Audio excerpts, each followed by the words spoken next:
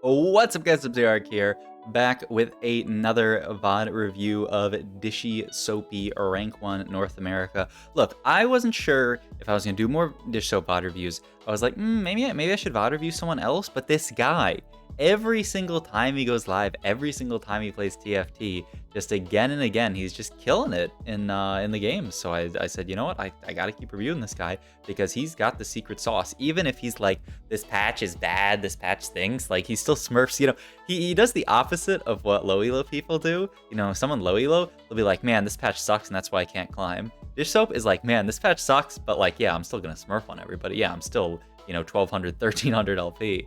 So obviously, we are just going to watch him and try to figure out what the secret sauce is. Also, if you're watching this video, this means I am out of town, so don't expect to stream for a few days. I'm coming back Wednesday night, so I think this video is going to go out on a Sunday. Hopefully, I get the timing correct, but if it's another day, then, you know, figure it out. I'll be back Wednesday night for probably some more streams. We got... I'm trying to think about the future in which this is.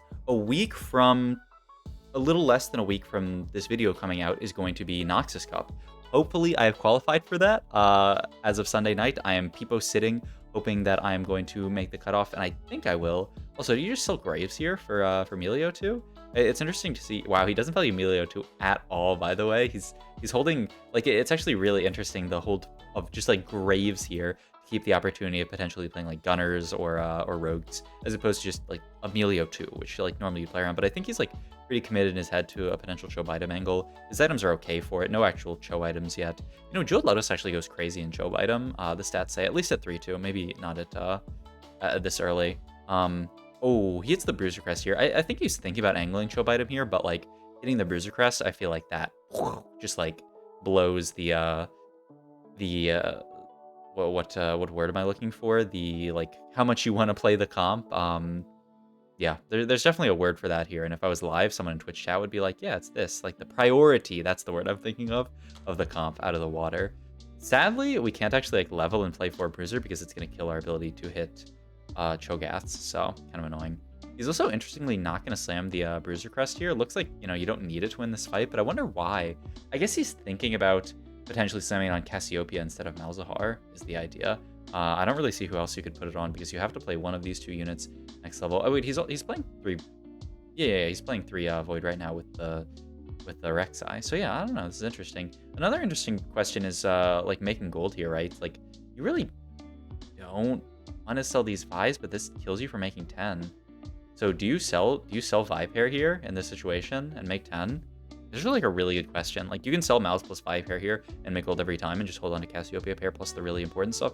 And you still get 4 Bruiser in next level. I probably would, right? I'm curious to see what he does here. I think I would have to... Oh, he's thinking about... Okay, I'm not actually sure what he's thinking about doing here. He's organizing his bench in an interesting way. Okay, so he sells... Wow, he sells the Rek'Sai. His prio is lower on Rek'Sai than potentially like Mal's pair. That's really interesting. I don't know if I would have done this. I definitely probably would have angled towards selling the Vi pair plus Mal's instead of the Rek'Sai here. That's a really interesting idea to sell. I don't know if I completely get why he prefers selling the Rek'Sai there. I mean, I guess either way, he's not getting Void in. Maybe Vi is just a better unit, and she's also more like gold efficient, you know, like it's a 2 gold unit versus a 3 gold unit. It's an interesting idea either way. Also, item slams wise, I don't hate making just like a Gunblade here. If you kill the tier, then you can't make Redemption. That feels pretty bad. And yeah, he's hovering the potential Gunblade. Redemption's one of Cho's best items. It's the best slam by far in this spot, so that's probably what you want to end up making. And Gunblade's a completely solid item on someone like a Cassiopeia, so that's what I'd be angling here. But we'll see what Mr. Soap makes. Also, I'm bumping it up to 2 times speed. I was at 1.5 times speed, but honestly, I like the high octane VOD reviews where it's just flying by. I don't even know what's happening here. So yes, we want the belt if possible. If we can't get the belt, we could look for Delock component. There is a 3-cost cloak that exists here. I would just take the belt here and guarantee the redemption. Looks like that's what we are going to take here. And yeah, it'll be a pretty straightforward Chosif Bite'em game, as it has been the minute we took Bruiser Spat. The big question is, can we hit? The nice thing is we're on Slaughter Docks, so we got those extra early rolls at 2-1, and we're going to get some rolls at 3-1 as well, so that'll help us have enough econ to actually hit, because we don't have an econ augment this game, right? We don't have a silver ticket, a golden ticket, anything like that. So we kind of need the Slaughter Dogs to help us hit Chos. We only have 4 Chos at this point, which is not like, we're not behind, I would say, but it's not like we're ahead, you know? There's a very real chance that we roll a decent bit here at 3-1 and miss if we don't have Slaughter Dogs. Slaughter Dogs probably makes us favored to hit in this scenario. This is something I see Dish Soap do a decent bit, and I've seen a lot of people do it, is they favor the Cassiopeia, because in general, I would say Cassio is just a better unit than Malzahar, early game-wise and late game-wise. She's just a better unit. She also activates Shrima, which is a more crucial synergy than Void. I think Void's, like, fine, but it's not, like, amazing. But they still hold on to the Malzahars. Like, imagine our next shop has 2 Malzes in it. All of a sudden, we have 4 Malzes and 2 Cassiopeias. You're probably thinking then of leaning more towards the Malzahar as opposed to Cassiopeia. So I think he's just doing this to keep optionality. You know, if he hits a bunch of Malzes, he can play that. If he hits a bunch of Cassios, he can play that. If he hits about equal, he leans towards Cass, and boom, there's the Cass too. So we're going to lean towards that. Ooh, this is kind of interesting. I think he's taking out this Cassiopeia to try to give his Cho a higher chance of killing this unit. He doesn't want Cassiopeia to steal the kill. So the Cho actually doesn't end up getting the kill there, though. Kind of sad. I think he is going to get this kill, though. Nice. Can he get another one? Oh my god. I think he is. Wow, 2 kills for Cho. That's huge there. Item-wise here, so yeah, he gets this. Oh my god, that's a great shot for him. Now very close to, yeah, you just have to roll it to 0 here to find Cho. Oh my god, and he does. That's, I mean, those are great shops. It looks like people did not contest him in this spot. And he reforged there, right? He reforged the, wait, did he reforged? Yeah, he reforged this sword because it's a pretty low priority item in this comp. You would really like to reforge it into something like a chain vest or a cloak here for either a bramble or a declaw. Ideally, redemption bramble declaw would be this, but wow, those are some great rolls. That is a really good spot for Dish Soap to be in here. And I mean, it goes to show, like, obviously his rolls were good, but he's also much healthier in this spot, or much, you know, wealthier in this spot because of Slaughter Dogs. I think really good awareness to, you know, want to play this comp that cares about rerolling in a galaxy that allows you to reroll. Ooh, we just did a VOD review of What the Forge. I'm curious. Wow, he just favors the ability to choose his items. I know there's like probably a lot of bad stuff that you can get from What the Forge here. Ooh, he doesn't get like Anima, which is what you'd really want here. So he's forced to take like Sniper's Focus, I guess. I mean, actually, no, isn't it DFG? He was hovering Snipers. Interesting that he wants Snipers over DFG here. I would assume that Snipers is a better item on Cassiopeia 3. I mean, she does have the, you know, like, ability for her spell to sort of, like, extendo if, like, her target dies. So, maybe. Also, I guess the idea is that, you know, this comp has sort of longer fights. So, over a very long fight, you're probably getting more DPS out of these snipers as opposed to the DFG. I think that's the idea.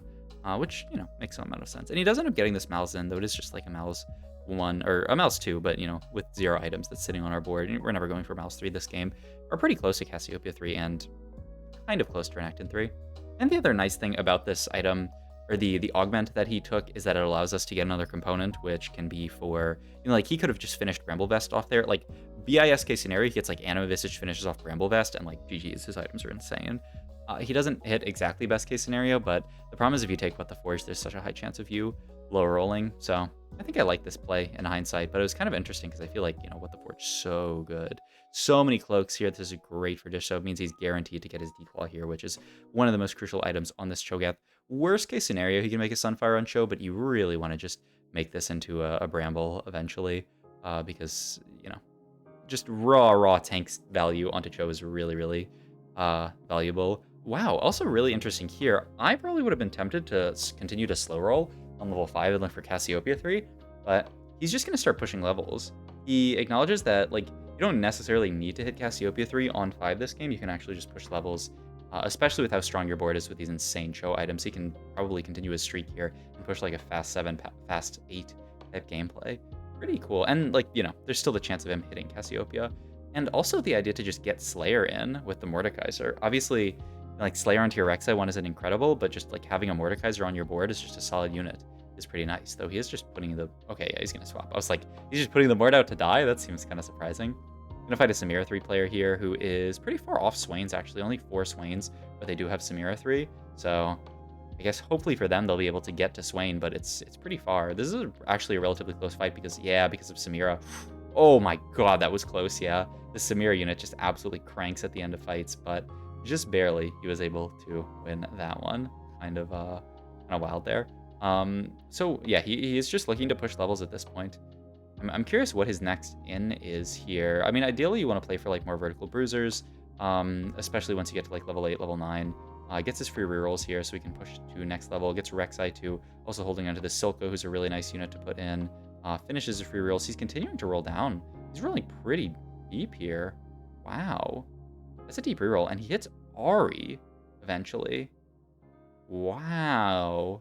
Really interesting play from Dishop, and he's going to move the Bruiser Spat to frontline, which is going to be a lot better than stuck on this Cassio. So yeah, he gives up on Cassiopeia 3, finds an Ari, and is going to play around it. He also could have played around this Kaisa, potentially, if he missed on Ari. This is some really cool, like, flexible choke item play. I mean, yeah, you probably don't want either of those. I mean, obviously, he's not going to take Recombov. It's just that, and it's fine.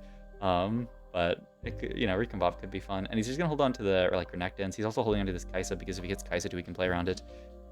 Is there ever a 6 Void angle? Probably not, right? It's too hard to fit in. Did he just sell Silco pair? Really doesn't care about Silco at all. I mean, I guess he's never really carrying items on him. So, Sniper's Focus. Very, very good item on Kaisa. I think part of the reason maybe he was looking to do this pivot is because this item is so good on other units like Kaisa and like Ari. So he was looking for someone to actually hold on to the Sniper's Focus. Maybe worst case scenario could have actually been Mordekaiser because he's a decent holder of it. Like if he hits Mord 2, I'm curious if he'd want to put it there. But yeah, he's just going to play around whenever he hits first. But this is really, really cool stuff. Like I think most people when they play around this comp, they just roll down for their 3-star unit. They roll down for Cho 3, and then like if they were in that spot, I definitely would have rolled down for Cassiopeia 3. Like slow rolled at 50 and said, okay, I'm so close to Cassio, she's gonna be my carry.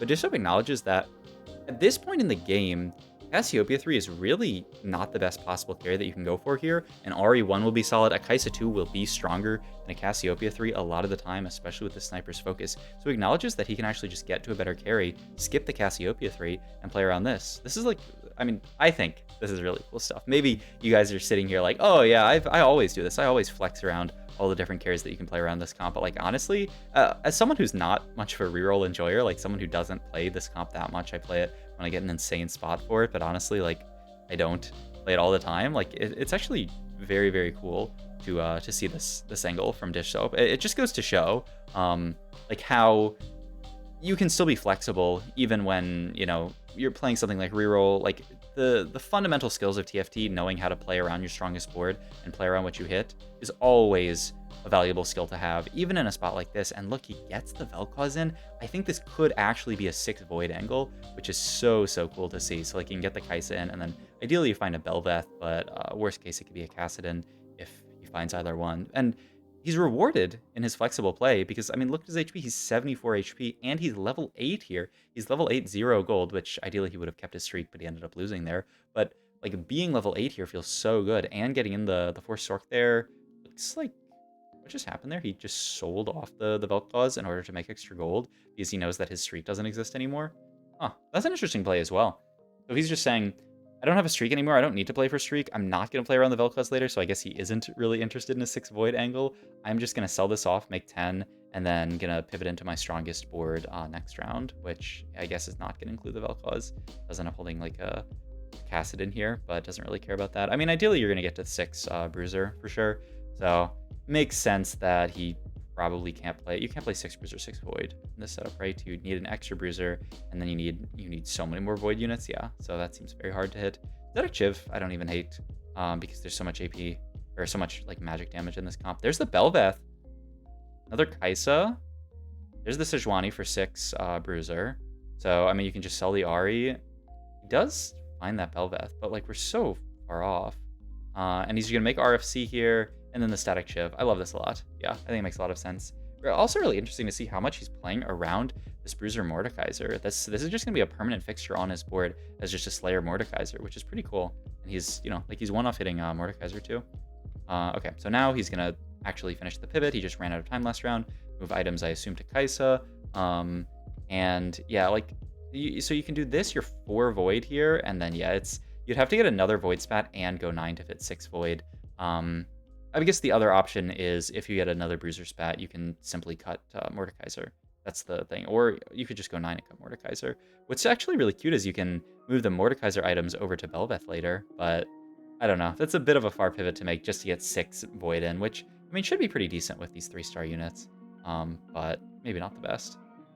He's actually lost 4 fights in a row, which is kind of wild. I'm surprised by how weak his board has actually seemed versus the lobby, but he still hasn't been able to find like a Rek'Sai or a Renekton 3.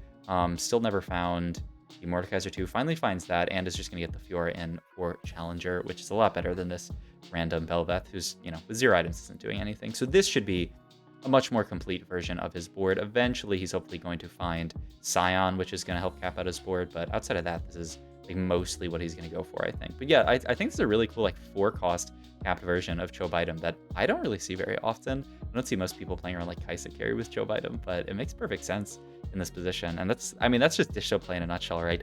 Always doing what makes perfect sense, like always just playing really, really clean lines. Itemize here, I assume you just want an item for one of your tanks. He's actually going to take the LW. Wow. I mean, I guess it's on a Mordekaiser, but like, are you really going for Mord 3? Actually, maybe now. Oh, okay, never mind. Maybe there's a Mord player in the lobby or something. LW. I mean, I guess you can go on, yeah, it's like a Rek'Sai item. I was thinking more like a Renekton 3 item, but I guess we're actually like not that likely to find Renekton 3. And yeah, he just completely abandons it at this point because we pushed past level 8. So yeah, he goes for the Rek'Sai item instead. And I guess it's our strongest unit in this spot. It's better than Rek'Sai, or Rek'Sai isn't better than Rek'Sai, but it's better than Sejuani 1, and it is better than obviously like the Renekton 1, or Renekton 2, so makes sense. That fight is so tough, by the way. He keeps, I feel like he's rotating into that person multiple times. Are there 2 people who are playing that comp? Because it seems like it's been a million fights in a row that he fights that guy. Also interesting here, he's holding Quinn for some kind of 4 Slayer angle? I'm not actually sure what the Quinn is for. I'm curious to see what his board becomes, because this is Woach territory to me. This is, you know, definitely a very creative Chobe Item board, I would say. One more Kaisa from Kaisa will absolutely wipe this team. He just needs to buy enough time, and Cho is completely fine buying enough time. That's also a pretty strong board that Brusif had. That was definitely either Jinx 3 or Jace 3, and then very close to a lot of other stuff. And yeah, it is already a top 4. Everyone else is dead. You know, Remlin, Tartarus just died.